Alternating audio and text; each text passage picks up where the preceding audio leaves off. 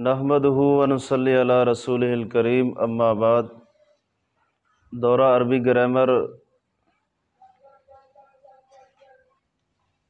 اس سے پہلے ہم نے نحو اور صرف کی بنیادی اصطلاحات اور اس سے قبل نحو و صرف کی اہمیت کو بیان کیا تھا۔ آج کے سبق میں ہم نحو اور صرف کا لغوی اصطلاحی معنی، پھر دونوں کے مابین فرق اور وجہ تسمیہ پڑھیں گے۔ سب سے پہلے نحو کا لغوی معنی، اس کے لغوی معنی کے اندر جو ہے نا بے شمار اقوال ہیں۔ لغوی معنی بعض نے اس کے لغوی معنی 13 بیان کیے ہیں، لیکن ان میں سے چند ایک ہم اختصار کے ساتھ پڑھیں گے۔ سب سے پہلے جو نحو کا معنی ہے وہ ہے قصد اور ارادہ، کسی چیز کا قصد کرنا، کسی چیز کو حاصل کرنے کا ارادہ کرنا، یعنی کہ قصد اور ارادے کے معنی میں ہے۔ جیسا کہ عرب کے اندر مشہور ہے نحوت ھذا نحوا، اس کا معنی بنے گا اے قصدت ھذا قصدا، میں نے اس کام کا قصد کیا۔ نحوت ھذا نحوا اے قصدت ھذا قصدا، میں نے اس کام کا قصد کیا، اس کام کا ارادہ کیا۔ یہ اس کا پہلا معنی ہے، نحو کا قصد اور ارادہ کرنا۔ اور لفظ نحو کا دوسرا معنی جہت، جانب، یا جو ہے نا طرف کے معنی میں ہوتا ہے۔ جیسا کہ اس کی مثال ہن نحو البیت عامدات، ہن نحو البیت عامدات ای جانب البیت عامدات، وہ عورتیں اپنے گھر کا قصد کرنے والی ہیں۔ یہاں پر اس مثال کے اندر نحو کا معنی جہت اور جانب، طرف کیا گیا ہے۔ اور اسی طرح نحو کا جو تیسرا معنی ہے، لفظ نحو کا تیسرا معنی، کبھی کبھی یہ نحو کا لفظ قبیلے کے معنی میں بھی ہوتا ہے۔ جیسے قصدت نحو نحوک، قصدت نحو نحوک اے جانب قبیلتک، یہاں پر جو نحوی کا ہے اس سے مراد قبیلہ ہے۔ نحو سے معنی کیا بنے گا؟ میں نے تیرے قبیلے کی جانب قصد کیا، یعنی کہ کوئی بندہ کسی سے کہتا ہے میں تیرے قبیلے کی طرف آ رہا ہوں، میں نے وہاں پر آنے کا قصد کیا ہے، تو یہاں پر نحو کس معنی میں ہو جائے گا؟ قبیلے کے معنی میں۔ اور جو لفظ نحو کا چوتھا معنی ہے، کبھی کبھی نحو کا لفظ اندازہ کے معنی میں بھی ہوتا ہے، اندازہ کے معنی میں۔ جیسے کانوا نحو الف، بندہ کہتا ہے کسی سے کہ وہ کتنے لوگ آئے تھے، دوسرا اس کے جواب میں کہتا ہے تقریباً وہ اتنی تعداد میں تھے۔ تو عرب کے اندر مشہور ہے کانوا نحو الف، یعنی اندازتاً وہ لوگ 1000 تھے۔ یا اس کی جگہ پہ کانوا نحو الف کی بجائے آپ نحو کے بعد کوئی اور لفظ بھی لگا سکتے ہیں، تو یہاں پر اندازہ کے معنی میں ہوگا، یا تقریباً کا معنی جو ہے نا اردو کے اندر کیا جاتا ہے۔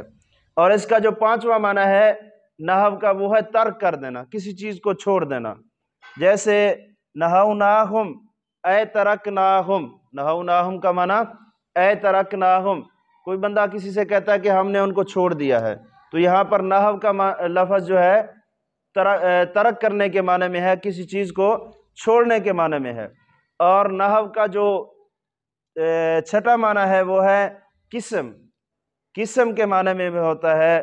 جیسے اقسام، کسی چیز کی انواع اقسام بیان کرنا مراد ہو تو وہاں پر بھی جو ہے نا نحو کا لفظ بولا جاتا ہے۔ جیسے الکلمۃ علی ثلاثۃ انحاء، الکلمۃ علی ثلاثۃ انحاء، یعنی کہ علی ثلاثۃ اقسام، کلمے کی 3 قسمیں ہیں۔ یہاں پر جو نحو ہے، نحو کا لفظ انحاء، یہ قسم 9 پر بولا گیا ہے۔ اور اسی طرح نحو کا جو 7واں معنی بیان کیا جاتا ہے وہ ہے مثل۔ کس معنی میں آتا ہے؟ مثل کے معنی میں آتا ہے۔ جیسے کلب کا نحو کلبی اے مثل کلبی، بندہ کسی کو مخاطب کر کے کہتا ہے کہ میرا دل آپ کے دل کی طرح ہے، تو یہ جو ہے نا یہاں پر نحو کا لفظ بمعنی مثل ہے، تمثیل کے لیے آیا ہے۔ تو ان مذکورہ 7 معنی کو کسی شاعر نے جو ہے نا ایک شعر کے اندر بھی بیان کیا ہے۔ مثال کے طور پر اس کا شعر کیا ہے، نحونا نحو نحوی کا یا حبیبی، اس نے اپنے محبوب کو مخاطب کر کے کیا کہا، ہم نے قصد کیا آپ کے قبیلے کی طرف، ہم نے قصد کیا آپ کے قبیلے کی جانب۔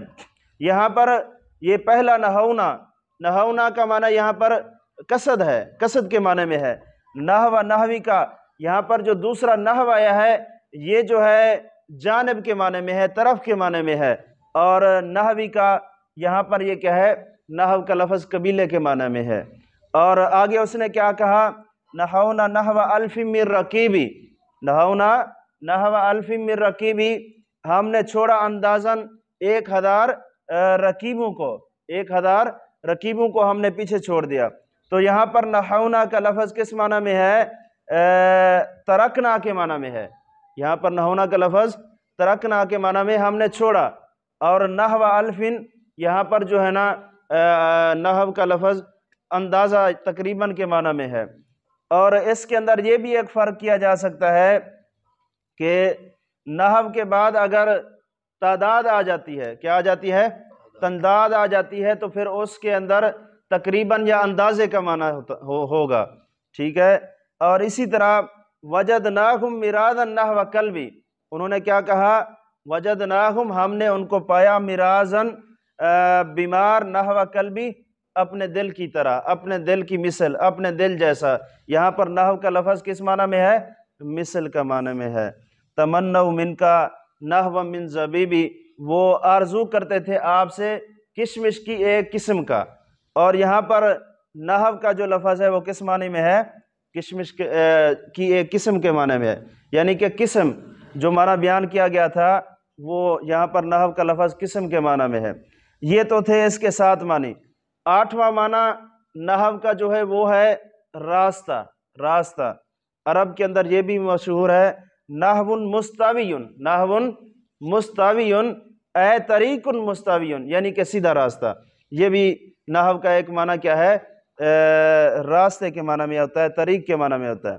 اور اسی طرح نحو کا ایک نامہ معنی جو ہے وہ ہے پھیرنا، کیا کرنا، پھیرنا، کسی کو کسی چیز سے پھیر دینا، یا بندہ کسی سے اپنی نظروں کو پھیر لیتا ہے۔ جیسے عرب کے اندر یہ مقولہ مشہور ہے، وہ کہتے ہیں نحوت النظر الیہ، نحوت النظر الیہ، اے صرفت النظر الیہ، یعنی میں نے اس سے اپنی نظر کو کیا کر دیا، پھیر لیا۔ یہاں پر نحو کا جو معنی ہے وہ پھیرنے کے معنی میں ہے۔ یہ تو تھا نحو کا لغوی معنی، جو میں نے لغوی معنی 9 بیان کیے ہیں۔ اب نحو لفظ ایک ہے، اس کے 9 لغوی معنی بن گئے، اور بعض نے اس کے 13 معنی بھی بیان کیے ہیں۔ ہمیں کیسے پتہ چلے گا؟ سیاق کلام سے ہم جو ہے نا معنی کا فرق کر لیں گے۔ جو سیاق کلام ہے، پیچھے عبارت جس کا تذکرہ چل رہا ہے، اسی ترتیب سے جو ہے نا ہم نحو کا کوئی ایک معنی متعین کر لیں گے۔ اب اس کا اصطلاحی معنی کیا ہے؟ نحو کا اصطلاحی معنی ہوا علم باصول یعرف بها احوال اواخر الکلم الثلاث من حیث الاعراب والبناء وکیفیت ترکیب بعضها مع بعض، یعنی کہ علم نحو ایسے اصولوں کا جاننا جن کے اندر کلمات ثلاثہ کے آخر کے حالات معلوم کیے جاتے ہیں۔ کلمات ثلاثہ سے مراد اسم، فعل اور حرف ہے۔ ان تینوں کے حالات معلوم کیے جاتے ہیں، کس اعتبار سے؟ معرب اور مبنی کے اعتبار سے۔ کلمات ثلاثہ، اسم کے آخر میں کیا اعراب آیا ہے، فعل کے آخر میں کیا اعراب آیا ہے، اور حرف جو ہے اس کی وجہ سے جو ہے آخر میں کیا تبدیلی آتی ہے، ان تمام کے احوال معلوم کیے جاتے ہیں معرب اور مبنی کے اعتبار سے۔ اور آسان لفظوں کے اندر نحو کی تعریف یہ بھی کی جاتی ہے کہ نحو ایسا علم ہے جس میں اسم، فعل اور حرف کو جوڑ کر جملہ بنانے کی ترکیب اور ہر کلمہ کے آخری حرف کی حالت معلوم ہو، کس اعتبار سے؟ معرب اور مبنی ہونے کے اعتبار سے۔ اب علم نحو کا موضوع کیا ہے؟ اس کا موضوع کلمہ اور کلام ہے۔ اس کا موضوع کیا ہے؟ کلمہ اور کلام ہے۔ اور اس کا فائدہ کیا ہے؟ اس کی غرض کیا ہے؟ بعض جگہ پہ لکھا ہوتا ہے کتابوں کے اندر فائدہ، بعض جگہ پہ لکھا ہوتا ہے غرض و غایت، دونوں سے ایک ہی چیز مراد ہے۔ تو اس کی غرض کیا ہے؟ اس کا فائدہ کیا ہے؟ صیانت الذہن عن الخطأ اللفظی فی کلام العرب، کلام عرب کے اندر جو ہے نا لفظی غلطی سے ذہنوں کو محفوظ رکھنا، ذہنوں کو محفوظ رکھنا لفظی غلطی سے کلام عرب میں، یعنی کہ عربی کلمات کا ہم تلفظ کرنا چاہتے ہیں، ان کے اوپر اعراب کیا لگانا ہے؟ نحو پڑھیں گے تو ہم اعراب لگا سکتے ہیں اور اپنے ذہن کو جو ہے نا غلطی سے محفوظ کر سکتے ہیں۔ اب نحو کا ایک دوسرا نام جو ہے، ایک تو ہے علم النحو، اور اس کا دوسرا نام علم الاعراب بھی ہے۔ کیا ہے؟ اس کا دوسرا نام علم الاعراب بھی ہے۔ کیوں؟ اس کی وجہ یہ ہے کہ نحو کے اندر اعراب کے اوپر بحث ہوتی ہے۔ کیا ہوتا ہے؟ اعراب کے اوپر بحث کی جاتی ہے، اس لیے اس کو کیا کہتے ہیں؟ علم الاعراب کہتے ہیں۔ اب نحو کو نحو کیوں کہتے ہیں؟ نحو کا ایک معنی ہم نے کیا کیا تھا؟ کنارہ، طرف۔ اس کا معنی ہوتا ہے نحو کا طرف اور کنارہ۔ نحو میں بھی کلمہ کے آخری حرف پر بحث ہوتی ہے، اس لیے اس کو کیا کہتے ہیں؟ نحو کہتے ہیں۔ اور اس کا ایک معنی نحو کا قصد و ارادہ بھی ہم نے کیا ہے ابھی، تو اس اعتبار سے اس کی وجہ تسمیہ کیا بنے گی؟ نحو کو نحو اس لیے کہتے ہیں کہ متکلم جو ہے نحو کے ذریعے مفرد اور مرکب ہونے کے اعتبار سے کلمہ اور کلام کا قصد کرتا ہے۔ متکلم جو ہے نحو کے ذریعے مفرد اور مرکب ہونے کے اعتبار سے کلمہ اور کلام کا قصد کرتا ہے، اس لیے اس کو کیا کہہ دیتے ہیں؟ نحو کہا جاتا ہے۔ اب اس کا حکم کیا ہے؟ نحو سیکھنا کتابوں کے اندر تو لکھا ہوتا ہے اس کا سیکھنا فرض کفایہ ہے، فرض کفایہ ہے۔ یہ جو فرض کفایہ کا حکم لگاتے ہیں یہ پوری عوام کے اعتبار سے ہوتا ہے۔ کیا ہوتا ہے؟ پوری عوام کے اعتبار سے لیں تو طلباء کے لیے کیا ہے؟ فرض کفایہ ہے، یعنی کہ طالب علم نحو کا علم سیکھ رہے ہیں، صرف کا علم سیکھ رہے ہیں، باقیوں کی طرف سے کافی ہو جائے گا۔ لیکن جو طالب علم ہے اس کے لیے یہ جو آ گیا مدرسے کے اندر، وہ بندہ کہے کہ فلاں بندہ نحو سیکھ رہا ہے پر فرض کفایہ ہو گیا، یہ بات ٹھیک نہیں ہے۔ طلباء کے لیے کیا ہے؟ فرض عین ہے، ہر بندہ اپنی طاقت کے مطابق علم حاصل کرے گا اور وہ اس کو آگے پھیلائے گا۔ تو اس اعتبار سے جو ہے نا یہ کیا ہے؟ طلباء کے لیے فرض عین ہے، جو مدرسے کے اندر داخل ہو گیا اس کو صرف اور نحو سیکھنا اس کے لیے کیا ہے؟ ضروری ہے۔ اگر نہیں سیکھے گا تو پھر صحیح معنی کے اندر جو ہے نا علم حاصل نہیں کر سکتا، کیونکہ یہ علوم عربیہ کی اساس اور بنیاد ہے۔ اب اس کے بعد جو ہے صرف کا لغوی معنی کیا ہے؟ صرف کا جو لغوی معنی ہے وہ ہے پھیرنا یا تبدیل کرنا۔ ایک بات اور بھی سمجھنے والی ہے، ایک لفظ ہوتا ہے صرف، ایک ہوتا ہے تصریف، دونوں ہی ایک چیز ہے، دونوں ایک چیز کے دو نام ہیں، ٹھیک ہے نا؟ صرف اور تصریف دونوں ہم معنی لفظ ہیں، ان دونوں کا معنی کیا ہوتا ہے؟ پھیرنا، تبدیل کرنا اور بیان کرنا۔ تو قرآن کریم کے اندر بھی اللہ تعالیٰ نے یہ لفظ استعمال فرمایا ہے، صرف اللہ قلوبہم، اللہ تعالیٰ نے ان کے دلوں کو پھیر دیا۔ تو اس سے بات سامنے آئی کہ صرف کا معنی کیا ہوتا ہے؟ پھیرنا ہوتا ہے۔ اور لسان العرب کے اندر جو ہے نا صرف کا معنی بیان کیا گیا ہے رد الشیء عن وجہہ، کسی چیز کو اس کی شکل و صورت سے تبدیل کر دینا۔ ایک چیز ہے اس کی اصل حالت سے تبدیل کر کے دوسری حالت میں لے آنا، اس کو کیا کہتے ہیں؟ صرف کہتے ہیں۔ یا دوسرے الفاظ میں یوں بھی سمجھا جا سکتا ہے، ایک چیز کو ایک حالت سے دوسری حالت میں بدلنا، یہ کیا کہلاتا ہے؟ صرف کہلاتا ہے۔ اب صرف کا جو اصطلاحی معنی ہے، صرف کے اصطلاحی معنی کے اندر جو ہے علماء صرف نے بے شمار اس کی تعریفیں کی ہیں، تقریباً 11 تعریفات میں نے جمع کی ہیں، اور اگر سب کو بیان کیا جائے تو بات لمبی ہو جائے گی، لیکن جو مین ہے ایک دو میں آپ کے سامنے اصطلاحی تعریف بیان کرتا ہوں۔ تو صرف کی اصطلاحی تعریف، الصرف علم یعرف بها احوال ابنیۃ الکلمۃ التی لیست بِإِعْرَابٍ وَلَا بِنَاءٍ۔ تو علم صرف کا معنی کیا ہے؟ ایسے قوانین کا جاننا جن کے ذریعے کلمہ کی مختلف بناؤں کا پتہ چلتا ہے۔ کلمہ کی مختلف بناؤں سے مراد کلمہ کیسے بنا ہے، مختلف ساختوں کا پتہ چلتا ہے، اور اس کا تعلق معرب اور مبنی ہونے کے اعتبار سے نہیں ہوتا، اس کا تعلق معرب اور مبنی ہونے کے اعتبار سے نہیں ہوتا۔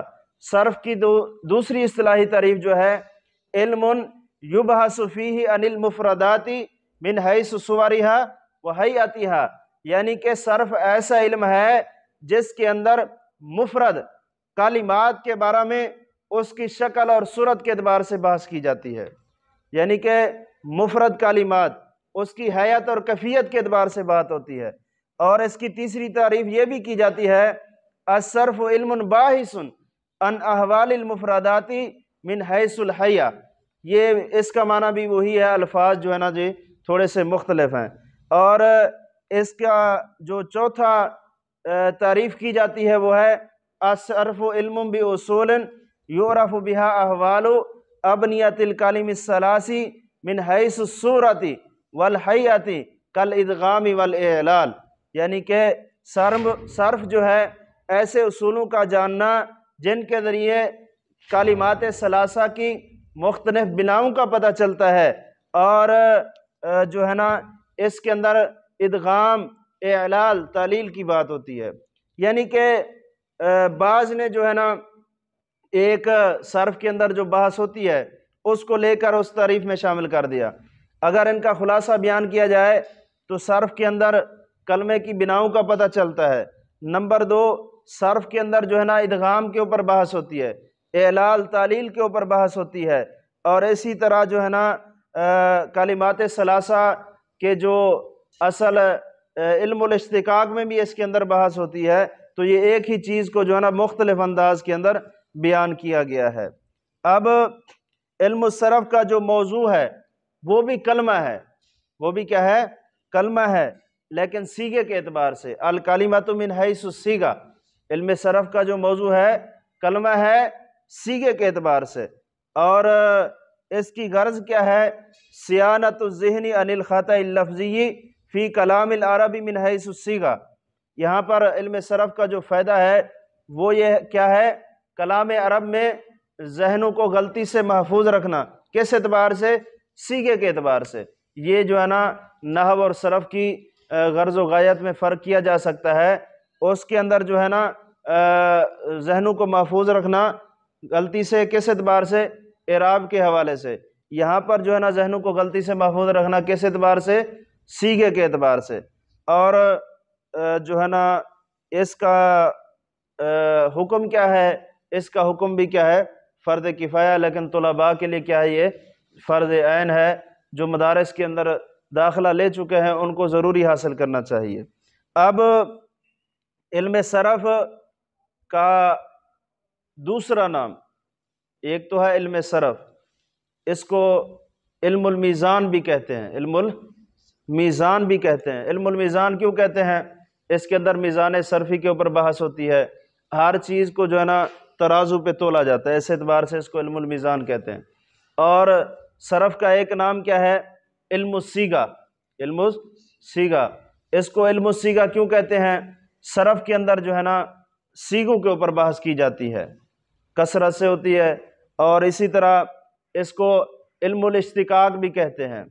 اس کے اندر جو ہے نا کلمے کی بناوٹ کے اوپر بحث ہوتی ہے، یہ کلمہ کس سے بنا ہے، تو اس اعتبار سے اس کو علم الاشتقاق بھی کہا جاتا ہے۔ اور اسی طرح اس کو علم الصرف بھی کہتے ہیں، علم التصریف بھی کہتے ہیں۔ صرف اور تصریف کا معنی دونوں کا میں نے بیان کیا ہے، اس کا کیا معنی ہوتا ہے؟ پھیرنا۔ تو اس اعتبار سے صرف کو صرف کیوں کہتے ہیں؟ اس کے اندر جو ہے نا ایک کلمے کو پھیر کر دوسرے اس کی اصل حالت سے دوسری حالت میں منتقل کیا جاتا ہے، اس لیے اس کو کیا کہتے ہیں؟ اپنا علم الصرف کہتے ہیں۔